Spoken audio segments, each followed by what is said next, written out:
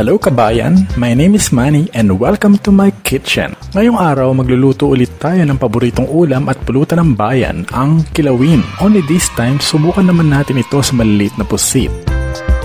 1 kilo lang ang nabili natin kanina sa palengke for 130 pesos per kilo.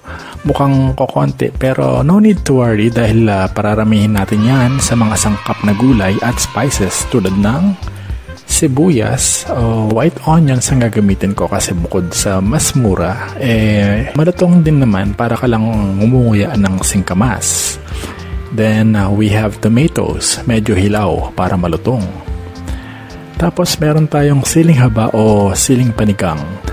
Yung iba, siling labuyo ang inilalagay pero hindi ako sanay sa sobrang anghang kaya yung ganitong sili na lang ang ipangre-recados ko, no? Next, we have garlic. Actually, this is kinda optional sa mga kilawin pero lagyan natin pandagdag lasa. Then, we have ginger o luya. Isa din ito sa pangunahing sangkap ng ating kilawin. Next, we have mango na iniabot ng kapitbahay kanina dahil harvest season ngayon ng mga mangga at sagana tayo niyan ngayon, no? Then, meron tayong paminta. Mas gusto ko yung ganitong hindi gaanong durog, no? At nakikita pa ang mga butil, at least siguradong paminta talaga ang nakalagay, no? Yung iba kasi parang alikabok na lang. Anyway, next of course, ang main sauce natin ang vinegar o suka. Then punta tayo sa mga optional na sangkap. We have soy sauce kung gusto nyong lagyan. At syempre sugar, white sugar o asukal kung gusto nyo naman ng kilawing manamis-namis. So ready na ang ating mga sangkap.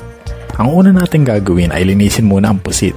Tanggalin yung ink sac o yung imbakan ng tinta at yung tinatawag na inner shell or pen, no? Yun yung matigas na parang mahaba. Dito sa maliit na pusit, ito yung medyo transparent, no?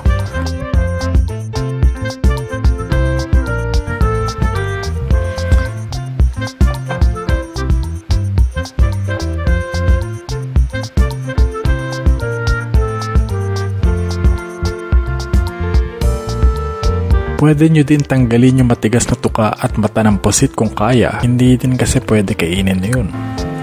Ayan, tapos na nating linisan ang mga pusit.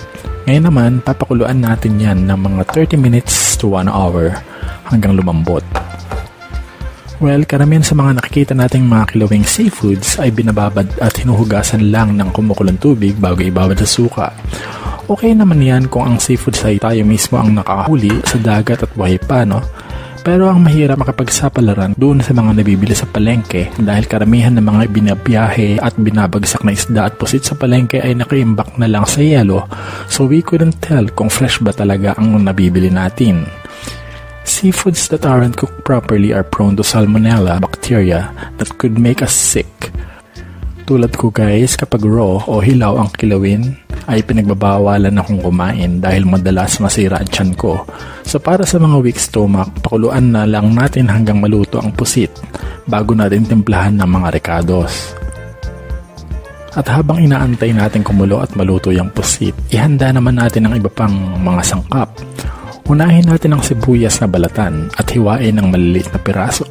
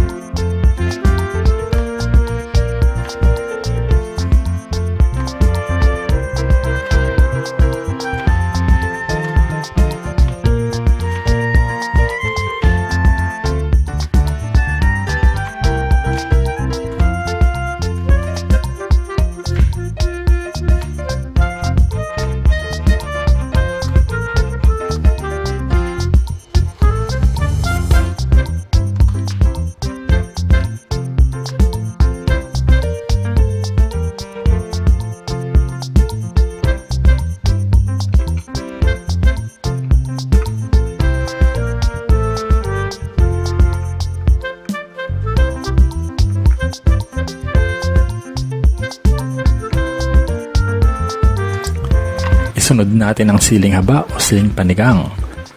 Same procedure din, hatiin din ng maliit na piraso.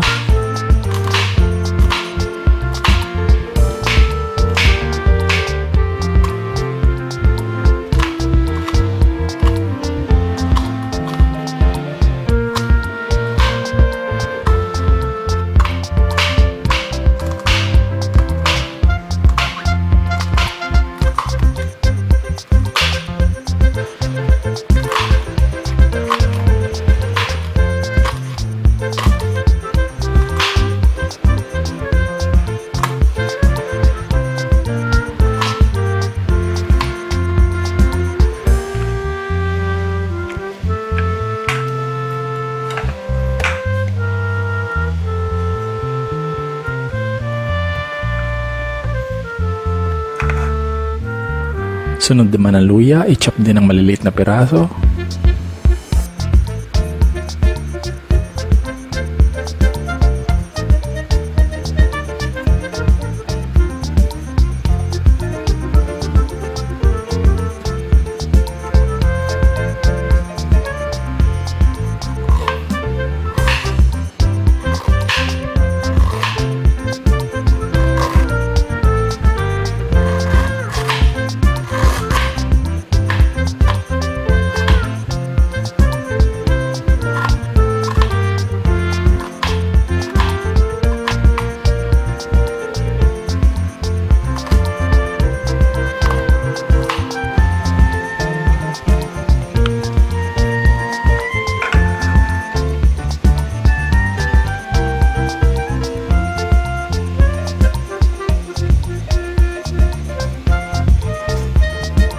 Ganon din ang gawin natin sa kamatis, hiwain sa maliliit na piraso.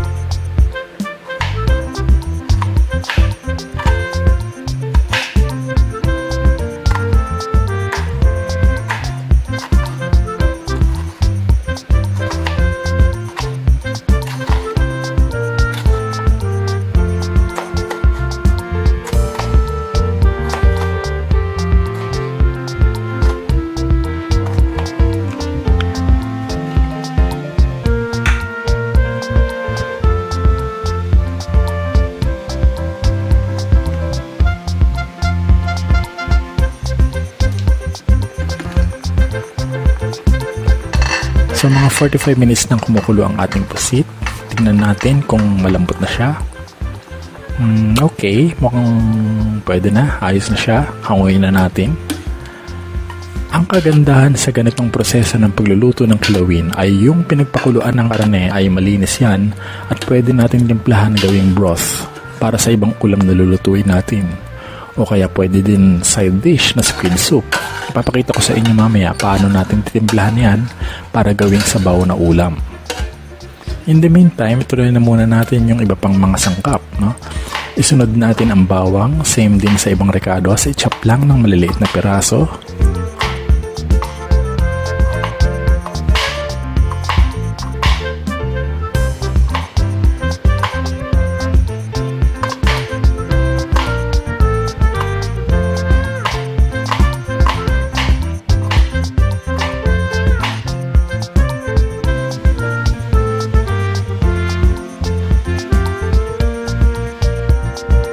Then yung Indian mango natin, balatan at hiwain din sa maliliit na piraso.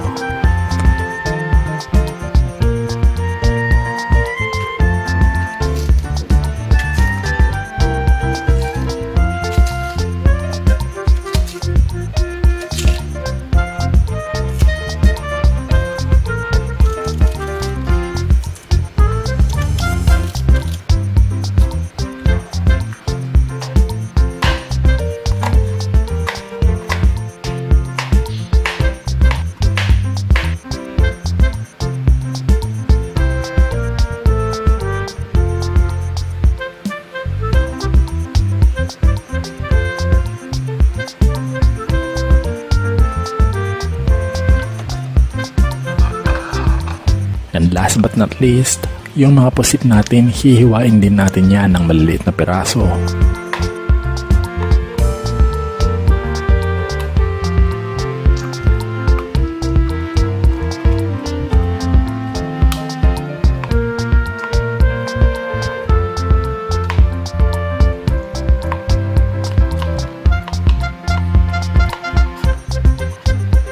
I-chop din ng maliliit na piraso ang ulo at galamay ng mga pusit.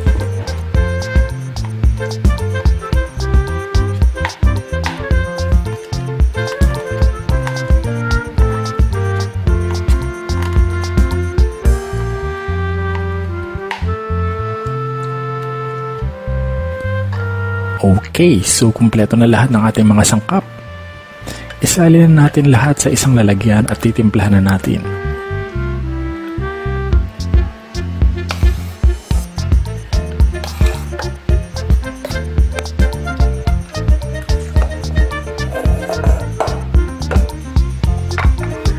Wala akong bowl na malaki kaya ibabalik na lang natin sa kalderong lutuan at yan na natin titimplahan.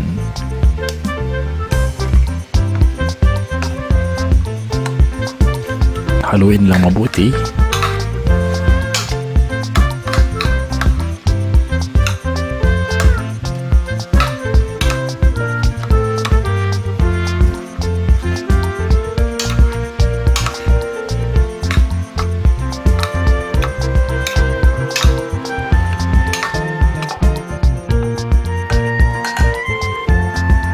Buhusan natin ng suka.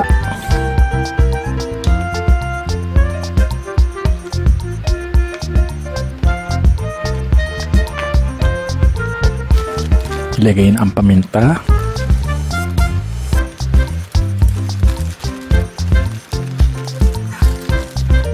Haluin mabuti.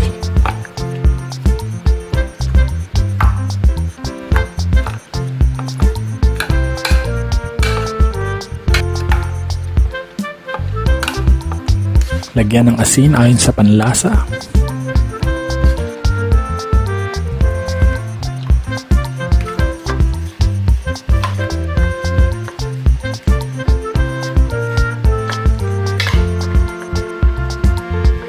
Lagyan ng 3 hanggang 4 na kutsarang toyo. Ito ay optional lang ha. Kung gusto nyo ng pandagdag lasa ng soy sauce, lagyan nyo lang.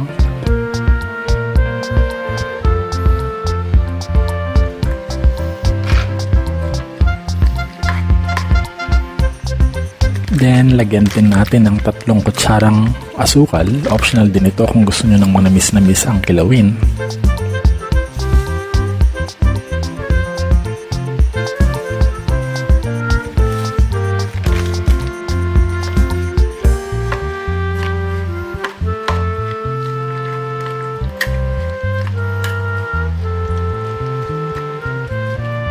Pwede din lagyan ng itlog as an option, pampalapot ng sabaw ng ating kilawin. Okay, so haluin lang mabuti.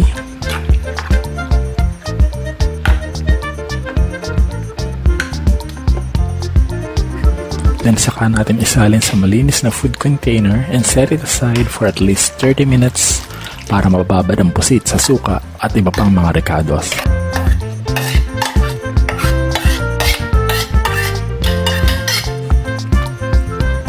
Then habang inaantay natin yan, yung bonus part natin, yung pinagpakuluan ng pusit. Sabi ko kanina, titimplahan natin para gawing sabaw o squid soup. No? First, we need a boiled egg. Ihalo sa sabaw.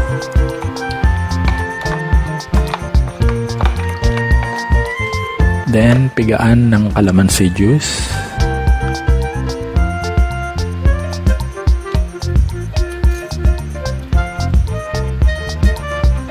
Lagyan ng toyo.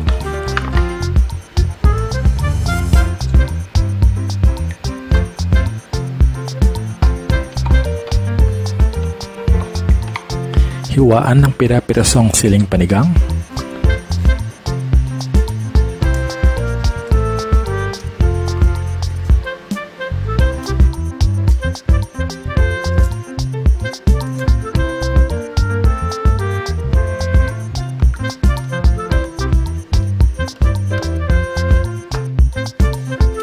Lagyan ng suka.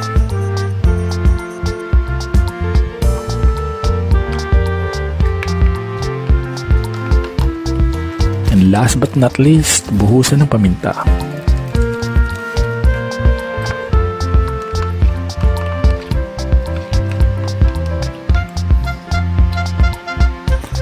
Ayan guys, meron na tayong egg squid soup. And finally, ready to serve na ang ating kilawing pusit. Pwede natin dagdagan ng isa pang itlog, pang garnish.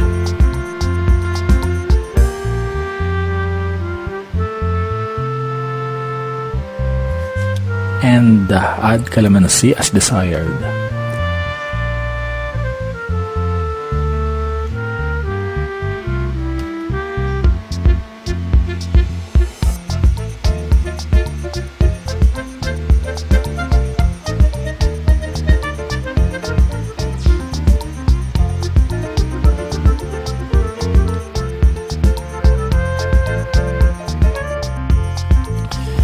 masarap, masustansya, at safe para sa mahinang sikmura. Yan ang ating kilawing pusit for today. Sana nagustuhan nyo at nakatulong ang recipe natin. Until next time, bye-bye!